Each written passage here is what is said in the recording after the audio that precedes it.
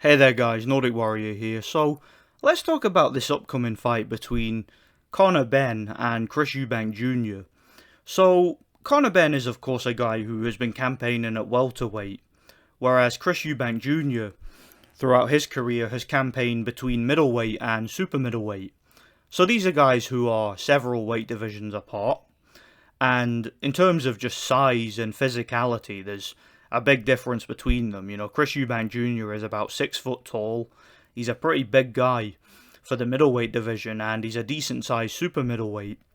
Whereas Conor Benn is a little bit big for welterweight, but I believe he's only about 5'8", 5'9", something like that. And I don't think he's actually competed above welterweight before. If he has, I apologise. So yeah, my point is this is two guys from multiple weight divisions that are going to be meeting in the middle. The fight's apparently going to be taking place at a catch weight.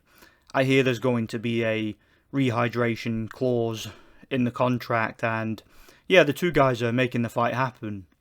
Now, why is the fight happening? Well, it doesn't take a genius to figure out why the fight's happening. Basically, these two guys have got history with their families. Of course, their dads, Chris Eubank and Nigel Benn, were big rivals back in the day, domestic level, British rivalry. Two guys were, of course, world champions at one point, but it was a big domestic rivalry that many boxing fans from the 80s and 90s in the UK remember fondly. So it was a big deal, and with of course this being the two sons of those fighters getting together and having another rivalry, another grudge match, another domestic level fight. That's obviously going to get a lot of the nostalgic British boxing fans involved, and yeah, there's at least a story there. They're going to promote the crap out of this fight, and it makes sense because neither guy really has that many options right now. I mean, Chris Eubank Jr. has had a run at world level and pretty much come up short. He got completely schooled by Billy Joe Saunders, and he got absolutely dominated and embarrassed by George Groves. And ever since that, he's basically just been cherry picking and not looking too great. I mean, he looked absolutely atrocious in his last fight against Liam Williams, and if it wasn't for a bogus knockdown that he got later in the fight, I would have actually had Liam Williams beating him. So, and yeah, that's even with the previous three knockdowns. I thought outside of that, Liam Williams completely schooled and outboxed him. As for Conor Benn, I've never particularly rated Conor Benn.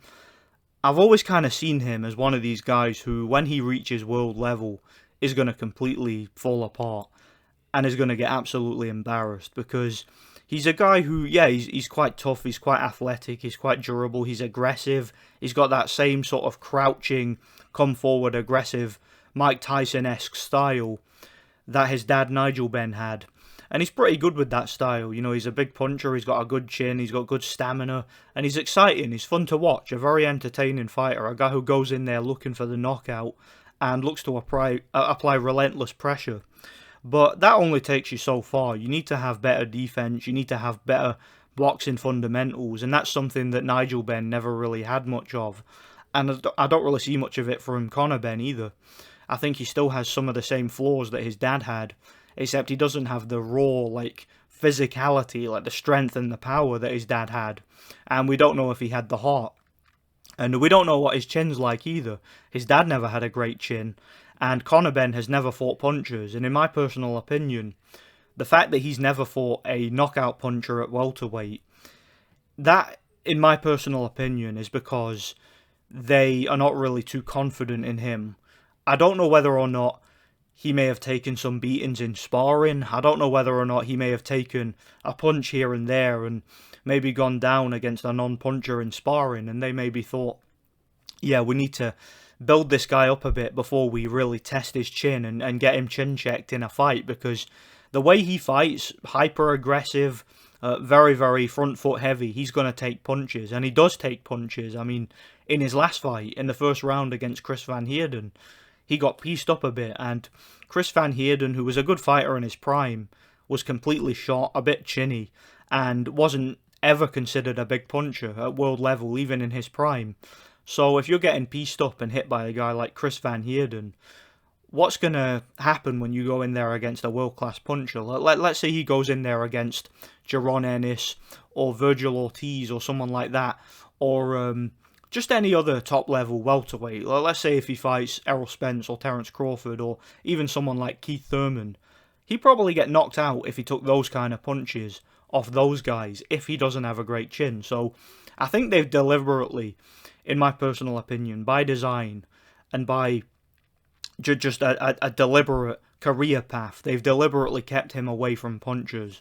So that's one of the concerns going into this fight, because say what you want about Chris Eubank Jr., he might not be the biggest puncher by middleweight or super middleweight standards, but he definitely hits a lot harder than the welterweights that Conor Benn's been fighting. So I think this is going to be a big eye-opener for Conor Benn. Like, if he gets hit on the chin with one of them uppercuts, or that overhand right, or that left hook of Chris Eubank, or even if he walks into that big ramrod jab that put Liam Williams down, or a straight right or something, because these are all shots that Conor Benn gets hit with. He walks right into punches, and even though he moves his head, when he stands in the pocket and tries to fight you inside, just like his dad, he's vulnerable to getting hit with hooks and uppercuts. And I could see a guy like Eubank Jr., who's known for throwing hooks and uppercuts inside and putting them together in combinations, I could see him really putting a beating on Conor Benn on the inside. So I'm really intrigued by this fight, and for a while I was quite surprised that the fight got made, because I really would have thought that Matchroom would want to protect Conor Benn a little bit and maybe get him a world title or even just a title shot for a while, and focus on that, have that be their goal before they throw him into a fight like this. But maybe they've realised that Conor Benn just isn't good enough and they're going to just cash him out, because this will be a big money fight. It will do well, I'm pretty sure. Chris Eubank Jr. does sell some tickets and people are intrigued by him, and Conor Benn's starting to grow his fan base too. And maybe they think that he's peaked in popularity. Maybe Matchroom thinks that, look, we're just going to get a big fight while Conor's still young, while he's still fresh, while there's still some buzz about him, and whatever happens, happens. How do I think the fight's going to go? Well, the only thing that concerns me, let's say I was picking Chris Eubank to win the fight, Chris Eubank Jr. The thing that concerns me is the weight, because, as I mentioned before, these guys are fighting at a catch weight, and Chris Eubank Jr. is going to have to lose a significant amount of weight to make weight for the fight. Now, Eubank Jr. is a consummate professional in the sense that he doesn't tend to blow up in between fights. He has a relatively slender, athletic, genetically gifted type of physique. He's kind of like his dad that way. He's very cut up, very ripped, very muscular, but doesn't really put on a lot of weight in between fights.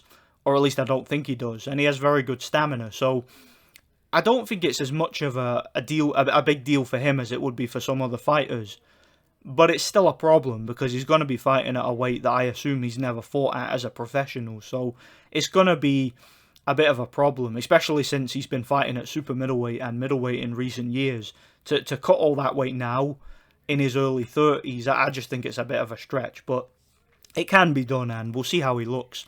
But that's the best chance Conor Benn has, is to capitalise on the perhaps lack of stamina that Chris Eubank might have, losing so much weight. Because I don't think he can outbox Chris Eubank, and I don't think he can knock him out. It's possible, but I don't see it happening. So I think his best chance is to try and work in bursts, try and outwork Chris Eubank, and just be the busier and more assertive fighter in there. Look aggressive at certain points in the round. Pick his shots, pick his moments.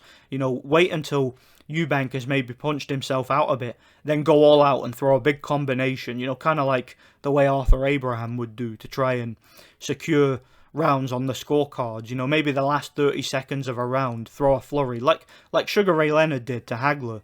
Similar sort of strategy.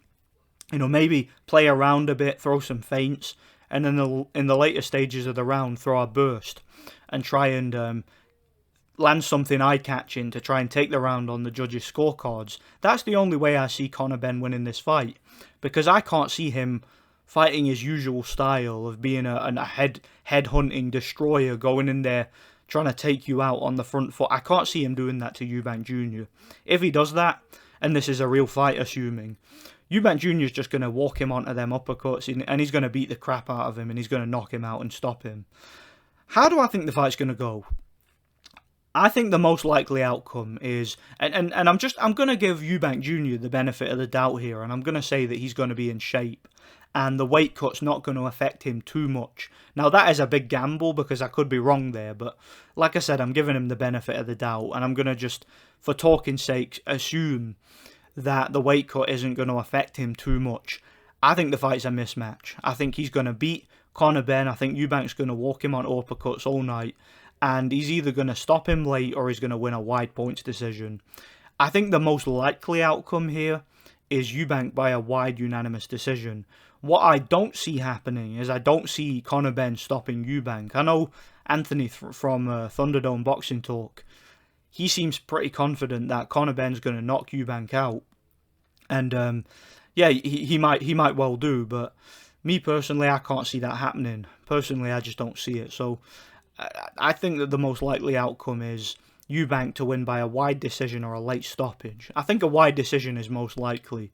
And like I said earlier, the only way I can envision Conor Benn realistically winning the fight is if he throws flurries towards the end of each round, looks to be the effective aggressor, and looks to convince the judges by picking his spots and choosing when to attack and conserving his energy and just winning the rounds based on short bursts of activity and effective aggression. That's the only way I see Conor Benn winning, is on points. I can't see him just going in there and blasting Eubank out.